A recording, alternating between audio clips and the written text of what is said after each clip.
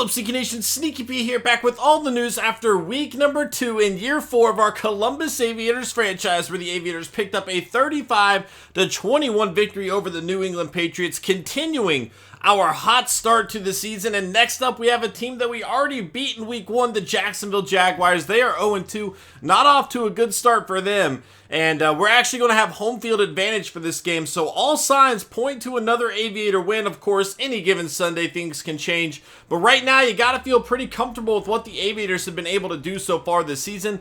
It is week 3, so we are able to scout some players now. And we are going to continue our basic method from before of just getting the first trait down for every player, then using that knowledge to find out who we need to scout further.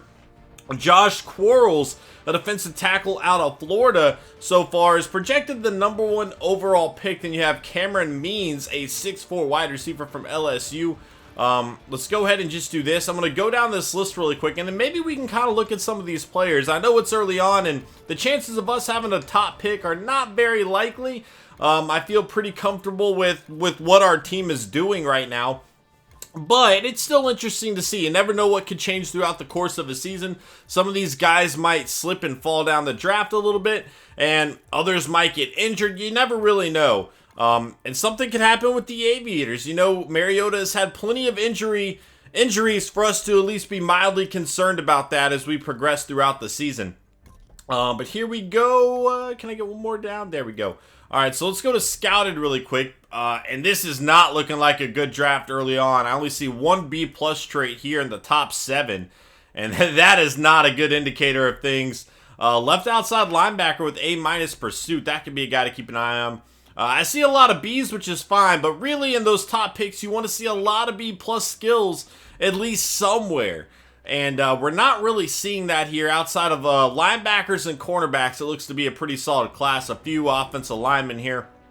Overall, though, not looking like a good draft for us. It's getting a little bit better the further down we go, I suppose, which is good news for us, again, as a team probably going to have a late first-round pick.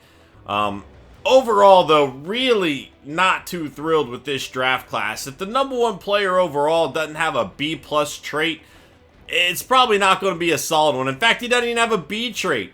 He has a B- power move. The wide receiver has B- spectacular catch. He doesn't even have, like, catching there. I don't know. Not looking like a good draft class from the early indicator of things, but sometimes you'll see classes like this where it's not good at the top, but you might be able to find some depth later down. And it definitely seemed to get a little bit better towards the end of the first round, start of the second round. And that's good news for us, because that's likely where we will be picking anyway. So here we go.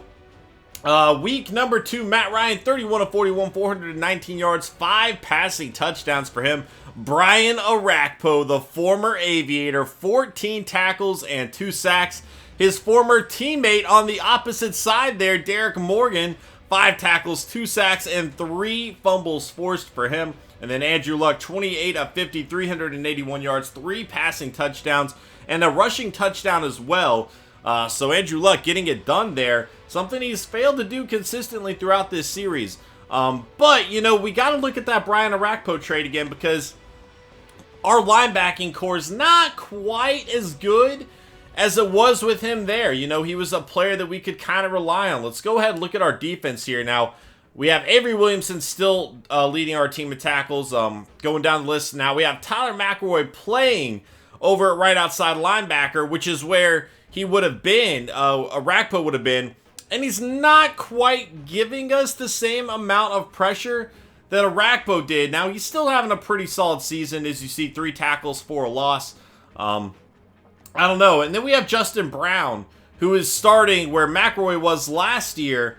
I don't know. Maybe we should try reversing these roles. We'll probably keep it like this. Our defense is doing solid right now overall. That's what we got to be most happy with, most impressed with, is our defense continues to show up early on in this season. Unlike we've seen before, there were quite a few plays in the end zone where our defense just broke some passes up. And again, I'm pretty thrilled with that.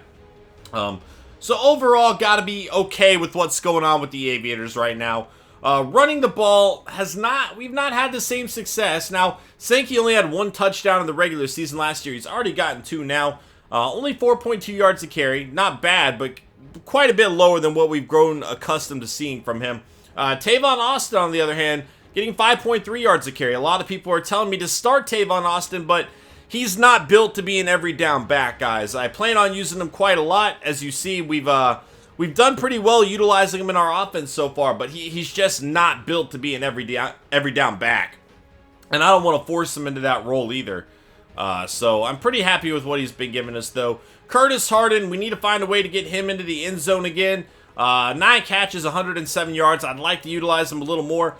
Overall, our passing offense hasn't quite been there as it had been in previous years. Now, we're doing a good job of being efficient with it so far, but we really need to get it going a little more in terms of big-time plays. You know, we're mostly throwing a lot of little dink passes so far this season, and those things have been great for us. You know, we've been doing a great job of holding on to the ball, keeping possession, and that was pretty much our goal. But when you have guys like Curtis Harden and Sean Sutton, you need to be able to take some shots down the field and have them succeed.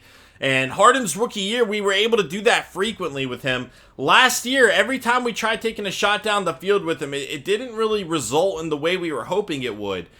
So hopefully we can change that up back and get him making some big-time plays. He did get into the end zone for us a lot last year, but overall, I would like to utilize him a little bit more. But yeah, you know, I've got to be happy with our team right now. Things are going our way. Casey is set to be a free agent. He wants to renegotiate his contract, which is something we might be able to do now that we moved him over to defensive tackle. I don't want to do anything yet. We have some time to think about this and try to find a better deal. At least see what he's going to give us a little bit more in this new position before we commit to anything is the wise move, I think. But yeah, overall, again, pretty thrilled right now. Pretty thrilled. That is going to be it for this episode, guys. I hope you enjoyed. If you did, please smash that like button. It helps me out a lot. And I will see you guys in week 3 as we take on the Jacksonville Jaguars. Later.